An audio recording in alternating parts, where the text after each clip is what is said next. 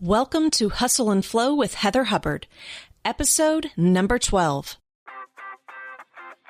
Hi, I'm Heather Hubbard, and I was a litigator, partner, and practice group leader at an AmLaw 200 firm. I know what it takes to rise to the top. I also know all too well the toll it can take on your personal life. So how do you shine bright without burning out? How do you embrace your ambition without selling your soul? You're listening to the Hustle and Flow podcast. Welcome back. I am your host, Heather Hubbard, and I'm going a little bit off script today. So I have what's called a content calendar. I have created an outline for all of the topics that I want to address, at least for the first half of the year. And so it keeps me on track. I don't have to come up with new ideas or try to get creative each and every week. I find that having that calendar really just helps me then record whatever is scheduled for that week. For this week, I had the topic of decision trees. How do you create and map out these decision trees to help you make easier decisions in your life? And I may have already shared that. So sometimes I share, I have an upcoming episode. You can look out for it. If I happen to share that we were doing decision trees today and you are here, we are not doing that in episode 12.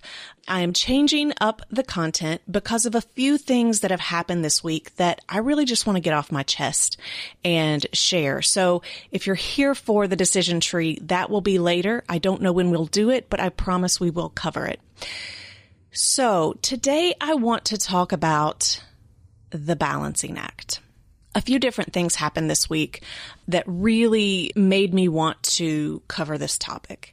And the first is that I was on a telephone call with a friend and someone that's in my business mastermind.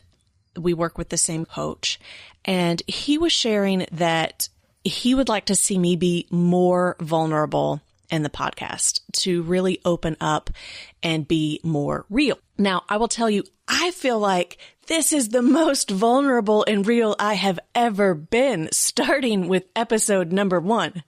So it's really scary to be even more vulnerable. And granted, he had not heard the last episode number 11 on perfectionism. And so maybe he would have given me a check mark for that one. I don't know. Probably not. But he asked me to be more vulnerable. Mike, I know you're listening. Thank you for that request. So I'm going to try to do that today by going off script and sharing some things that, quite frankly, I just don't want to share, but I'm going to.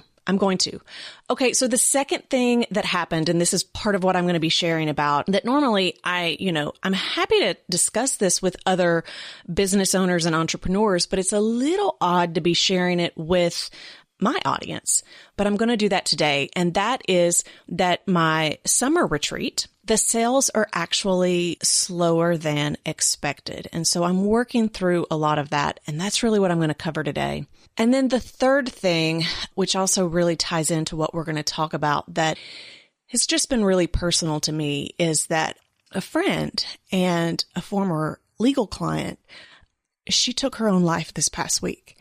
And that has just really been weighing on my heart and my mind. And so we're going to talk a little bit about that as well. So let's start with the retreat.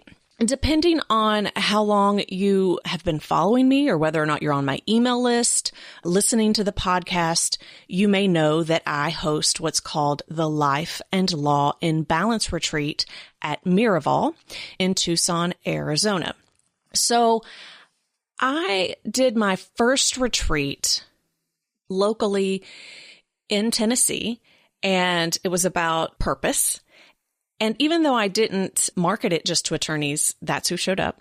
And it was in that retreat that I realized I had much more to offer than just that flow piece, than just the purpose piece, that people were really wanting more of my strategic direction as well. And how do you plan and set goals and move forward in your career? And so as I was working on a lot of different things, this idea of life and law and balance came up. And I had already heard about Miraval. All of this background is covered in episode number 6. I talk about retreats and a lot of the background on the retreat that I do and the ones that I have done in the past.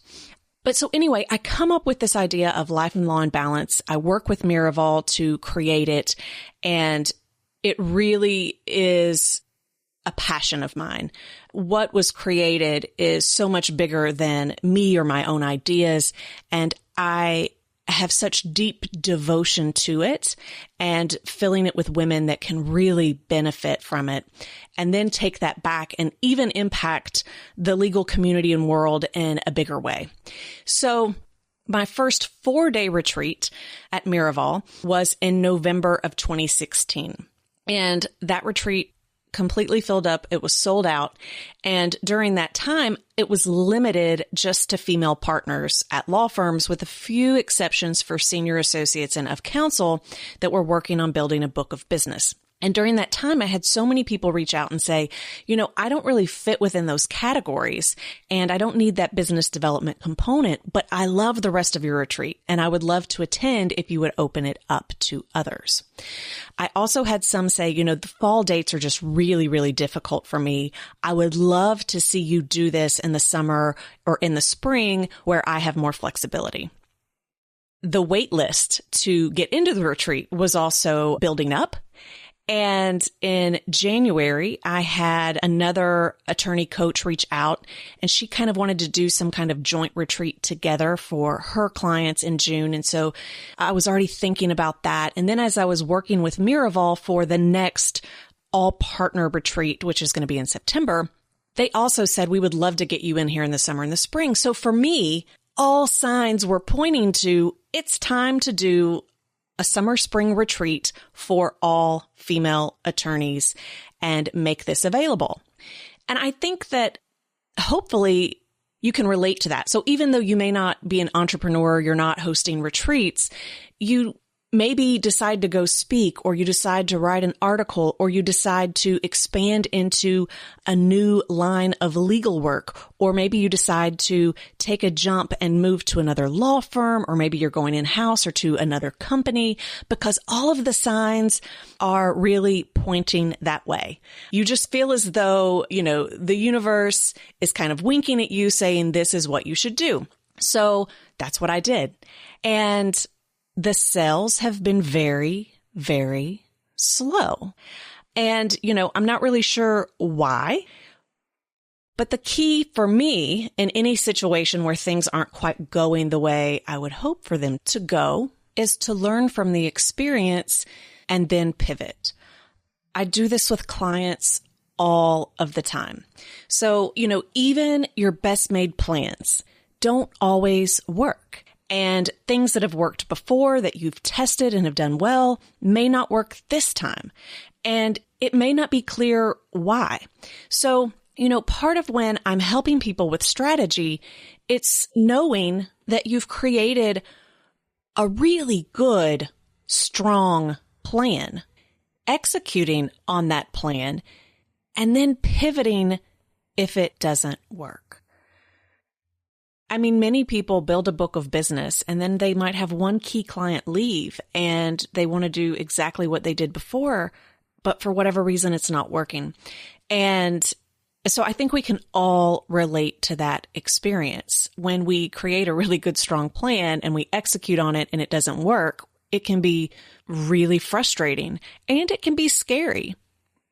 We have enough pressure as it is just being attorneys with a heavy caseload and trying to accomplish so much that when our business development or our cases don't turn out the way we had hoped, it can be really disappointing and frustrating and make you wonder, are you even on the right path?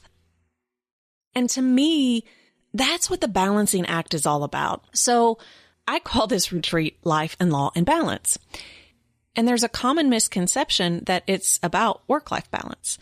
And that's kind of got, a role in the retreat, but it's really more about how do you balance decisions? How do you balance your vision for the future and what you want with what you've got going on right now? And, all of the baggage and experiences that you're bringing with you.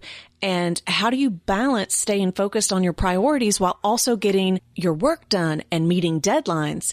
How do you balance all of that? And it's, again, not really this, leaning back and hanging out at the spa kind of balance. It's the leaning in and flying high balance. It really is like the tightrope adventure challenge that we do while we're there. And when I was meditating this morning, I kept picturing the tightrope from Miraval and remembering what I had learned when I was there. Just a few weeks ago, I saw one of the retreat attendees, and she was asking me, why I choose to do the tightrope challenge as opposed to one of the many other challenges that Miraval has. And I shared with her that, I had chosen that particular challenge because I thought it represented, really the balancing act that we have to do as lawyers each and every day. And that's where we could learn our lessons from. And then fast forward a few weeks and I was reminded that I need these lessons as well. Just because I teach doesn't mean that I'm not also still learning. So I kind of want to describe this tightrope experience for you. There's a telephone pole with these, they look like huge staples. They're just metal, rungs, but they're not very big, that are all throughout the telephone pole. And at the very bottom, leaned up against that is, like a 7-foot ladder. And I didn't know if I could even get up the 7-foot ladder, because when I'm here at the house, if I get on a ladder, I start to get a little bit lightheaded and dizzy. Even in a house where there's new construction and there's not a rail and it's all open, I get really off balance. I get really nervous. I just have this fear of heights and open spaces like that the higher I get up. And much to my amazement, I actually did get to the top of that ladder and I was like, oh, no problem. So I keep climbing up, basically 2 or 3 steps. And it was when I got to those metal rungs on the telephone pole that I completely freaked out. I could feel the panic attack coming on. Everything started getting black. Everything started spinning. And I was like, yep, I know this feeling. But there was a great instructor and he said, just stop and take a moment and breathe. And that may sound silly, but I was not breathing. I'm not talking about figuratively. I literally was not breathing. And we do this all the time. I know this from meditation and mindfulness. When we get in situations where we start to feel stressed out or we start to feel anxious, we stop breathing. And I'm not sure why. That doesn't seem very natural, but our go-to is to shut down. And so we get this really shallow breath because we feel like we're in more control. The truth is that it actually is preventing us from getting oxygen, flowing through our body into our brain. And so we're not even thinking clearly. And we start to be very reactive and we start to blow things up and spin things out of control.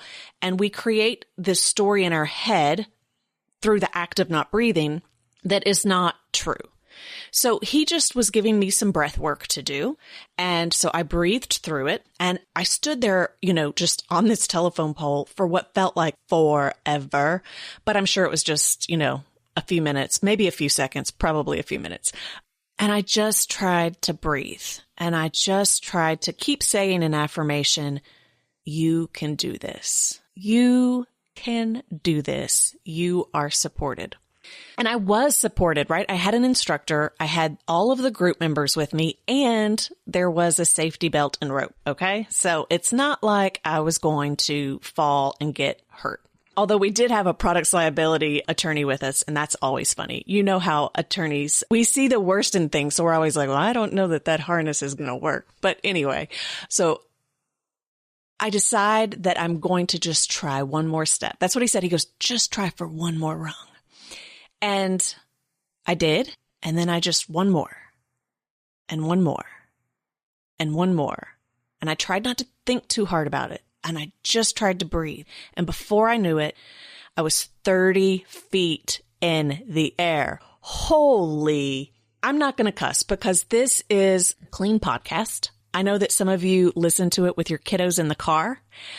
So I'm not going to cuss, but bleep. Like, it was bad. I was so scared. And in that moment, I was like, I have no idea what else to do. So when you're at the top of this pole, you then have to move on to this tightrope, this wire tightrope. And there's not like a clear way to get on it. There's not like you step here and then you step there. And by the way, there are no instructions. It's just climb the telephone pole and then get onto the tightrope however you can. And it's like, if you could just demonstrate this for me, or if you could give me instructions, right? Like, that's the lawyer in me. Like, I'm really good at following instructions, but if you're just telling me to figure this out on my own when I'm scared and don't know what I'm doing, I start to get a lot of anxiety. So I get up there, and at this point, I'm just like, I don't know what to do. So something that is not usual for me, because, I generally try to figure things out on my own. I don't like asking for help. I just stood up there because half of the group had already gone before me. And I was just like, okay, what do I do? Talk me through this. Coach me through this. I can't do this on my own. Help me. And so I listened. I stood there, and every movement was based upon the information that I was receiving on the ground from the women who had gone before me. And I was able to get on the tightrope without any fear, because I was willing to allow others to help me, and I was willing to listen and to receive that feedback and trust their guidance. So I get on the tightrope, and you have to let go of one thing in order to grab onto like another rope to move you along. And I got to a point where I was really scared, and I started shaking really, really bad. And the instructor again said, "You're not breathing. You're not breathing." And so I started breathing, and the shaking went away. Now, this didn't just happen to me. And in fact, I had watched other women go before me with the same problem. They would start shaking, and as soon as the instructor would remind them to breathe, they would stop. It's when we get scared, it's when we panic, it's when we have stress and anxiety that we're just trying to move through it, right? Like, we're just pushing, that we stop breathing. And that's what then makes it so difficult and so hard. And if we'll just stop for a second and be present, it gets so much easier. Like, literally, physically, it gets so much easier. Obviously, there are, figurative examples here as well. But so I'm shaking and then breathing, I'm not, and then someone yells, "Look at the mountains. Take in the view." Wow. It was amazing to stand up there 30 feet on a wire, looking out at the mountains in the Sonoran Desert. It is such a beautiful sight, and one that you can't get from anywhere else on the property. And I almost missed it because I was so focused on what was right in front of me. And I think we do that a lot. We lose perspective. We can't see the beauty around us. And we don't get to experience the blessings of the journey because we're just so frantic. We're just so, focused on getting through the day, getting through the case, getting through the week. And we don't stop. So I was so happy that they encouraged me to do that. And what's funny is when they told me to do that and I was taking in the view, that's when I was my most confident. I was the least shaky. Isn't that funny how that works? So eventually I'm working through the ropes, and there was a point where I was just like, I've done enough. I never really thought I was going to get up that ladder. I don't have to complete this course. And so I kind of had fun and just jumped off. And it was just an interesting experience for me, and everyone's lesson was different. There was another attorney that got to the top of the pole, and she kept trying to reach out for that first rope, and she couldn't reach it. And the more she tried, the more she started shaking. And the more she tried, it was almost like it was further and further out of reach. And she was getting so frustrated. She's very competitive. She's very athletic, and she just couldn't get there. And, the instructor kept saying, you've got to let go of the pole. You've got to let go of the pole in order to get to that rope. But there's safety in that pole, right? So we all want to do this tightrope, right? We all have this vision we're trying to get to, but it's scary to let go of what you're holding on to in order to get there. And, that's a huge lesson too. And so she was at the point where she was like, I'm giving up. I want down. The instructor said, that's fine, but you've got to get away from that pole in order for you to safely get down. Well, she said she was going to climb down. He said, no, you're not. You've got to come down. So get away from that pole or it's not safe. And so in that moment, all she wanted to do was get down. So she then let go of the pole, and he was like, grab the rope. And she grabbed it because it was right there. And she was able to get to that rope because she was no longer attached to the outcome, right?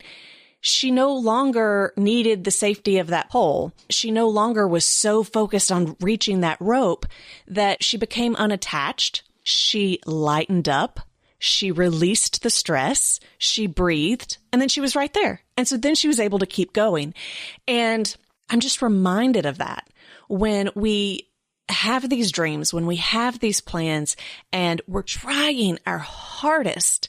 And sometimes when it doesn't feel like we can reach that rope, right? Like for whatever reason, my sales aren't as high as I expected them to be for this retreat. It feels like I'm reaching for this rope and I can't get it, and I am shaky. And that's where we start to push. That's where we stop breathing. And that's where we make life so much more difficult than it needs to be. So the lesson for me in that, really, it's a few things. One, my tendency is to hustle. That is my go-to. I know how to hustle. And, when I've been talking to others in the business and entrepreneurial space, they've been encouraging me, to just get scrappy and hustle. And look, I know how to do that. That is what I do. But it's also what gets me in trouble. I know that when I start hustling too much, when I start pushing too much, I lose sight of my purpose. I lose the passion behind it. There is no ease. There's often then frustration and bitterness. And I think that happens as lawyers as well. When things aren't going the way you want, when, you're just trying to get through the day, you're working with difficult personalities, clients and colleagues, things aren't predictable. We forget why we became lawyers in the first place. Like we lose that purpose, we lose that passion, and then we're just pushing and there's no ease, and we're starting to wonder, like, are we even on the right path? So for me, I have to go back to, what I shared in episode 1 about when I was in Tanzania, and, I saw the giraffes and the wildebeest and the zebras all in the Great Migration, and there was no plan there. There was no project management. It was just being in the flow. And so that's what I'm trying to do. That's the balancing act I'm experiencing right now, is how do I market? How do I sell? How do I fill up the retreat? Because I know it's what I'm here to do and it changes lives and it is amazing. How do I balance that with breathing, being present, staying in the flow, and allowing things to be easier than maybe I try to allow them to be sometimes? I really do think there's a balancing act in that. How do you balance your logic with your intuition? How do you balance your right brain with your left brain? How do you balance, being an aggressive, ambitious attorney with being a present and compassionate person? Mother, daughter, friend. It's not easy.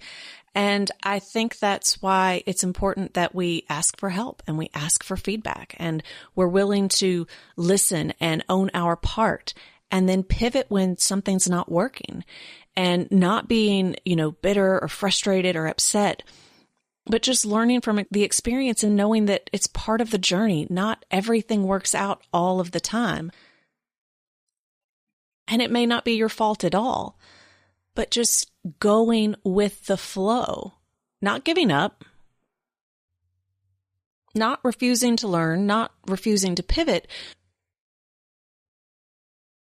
but not allowing those things that don't go well to completely take over and, revert back to your old ways of pushing and forcing.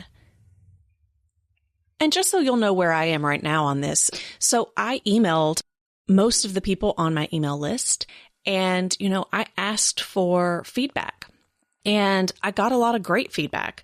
I learned that there are a lot of misconceptions out there. I learned that some people think that it's just CLE at the spa. And some people think that it's just about work-life balance. Some think it's just about business development.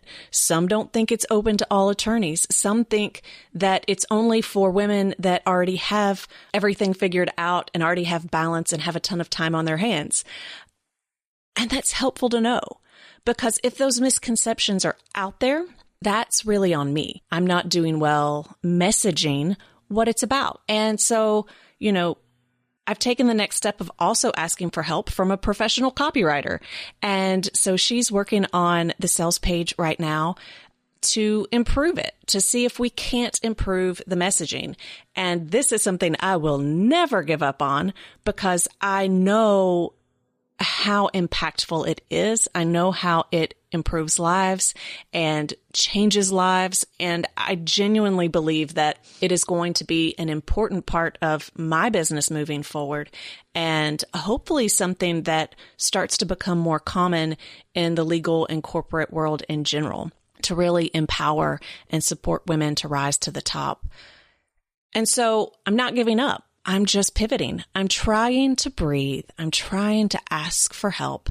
And I'm trying to just pivot to take the feedback and learn from it and just keep going and enjoy the ride.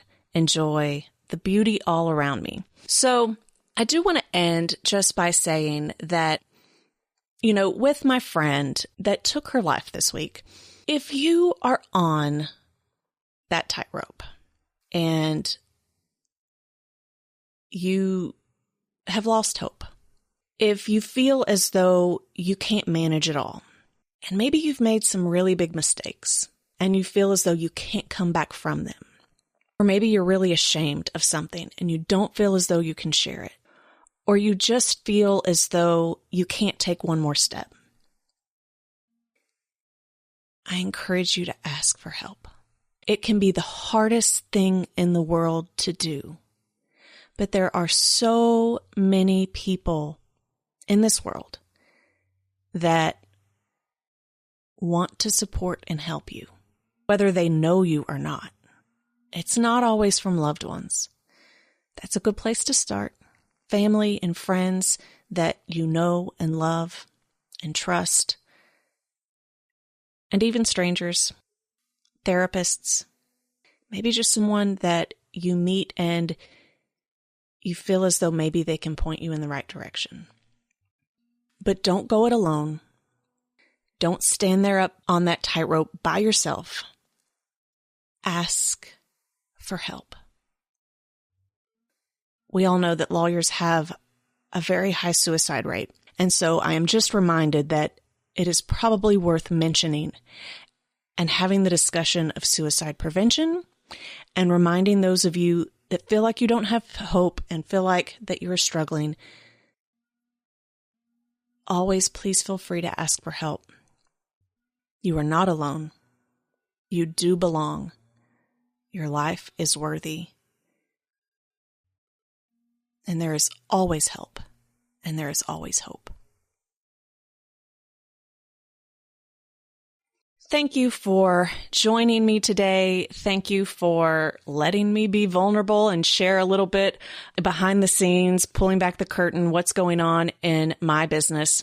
And as of right now, there are a few spots still left for the summer retreat at Miraval, June 11th through the 14th. So if you would like to learn more or join us, I would love to have you. And you can learn more at lifeandlawinbalance.com. You can also go to hustleandflowpodcast.com/12. Thank you so much. Have a great day. Have a great week. And I look forward to connecting with you next week. For show notes, downloads, and other free resources, and to keep the conversation going, head on over to hustleandflowpodcast.com. See you there.